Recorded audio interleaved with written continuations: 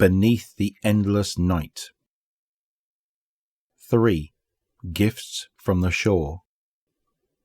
Though the metal crates they were carrying likely weighed more than they did, the two Elixni gave Saint 14 a wide berth on their way to the Elixni quarter. "You see how they distrust," Saint grumbled. Amanda Holliday scanned the crate into her datapad. The unexpected shipment of emergency supplies from the Tangled Shore nearly offloaded.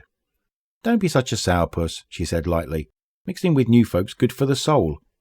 "I mix," objected Saint, "but the Fallen, they do not enjoy my company, and I feel the same for them."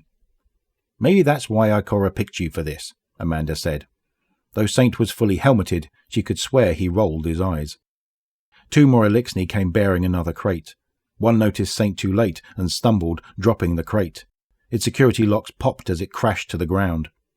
A young Elixni wearing House of Light colours and a bright orange and blue Vanguard lanyard scampered over in distress. Saint sighed. "It is fine," he said to the Elixni.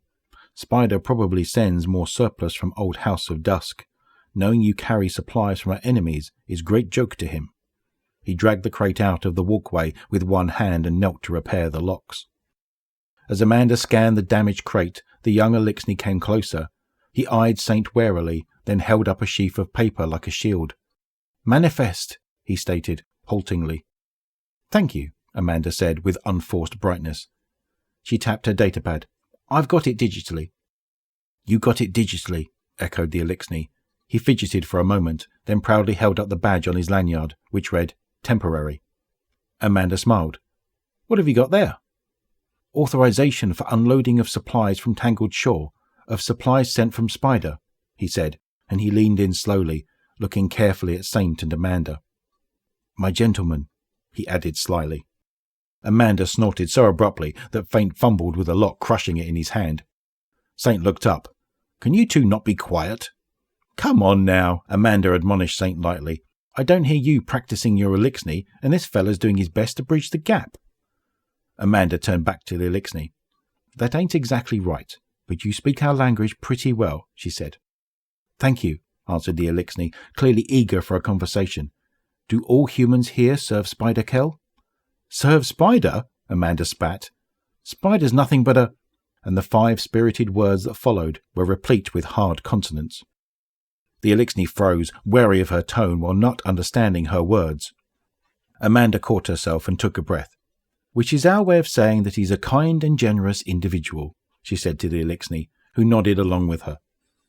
"This lock has been ruined by distractions," Saint said as he rose to his feet.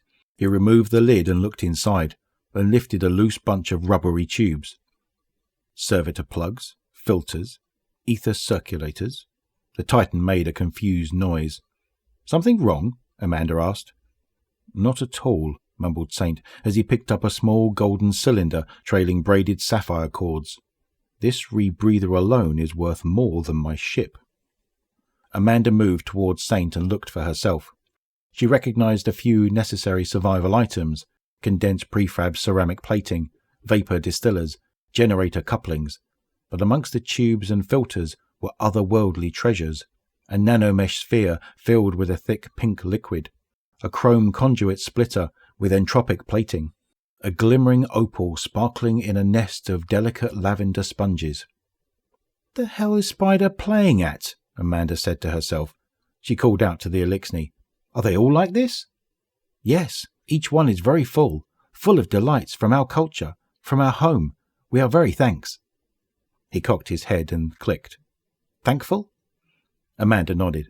"Let me see that manifest," she said, taking the papers from the Elixni. He nodded and rejoined the other workers. "They will still need many of our resources to stay here," Saint said as he carefully resealed the crate.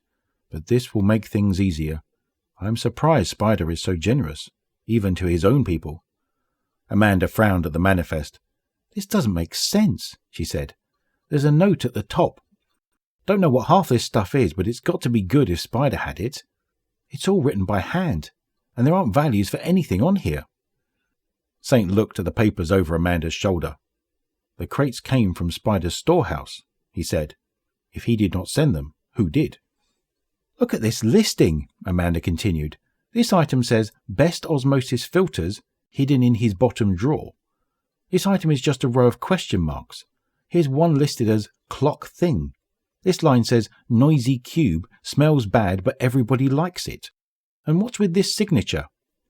Amanda squinted at the shape scrawled at the bottom of the form. It's a ship?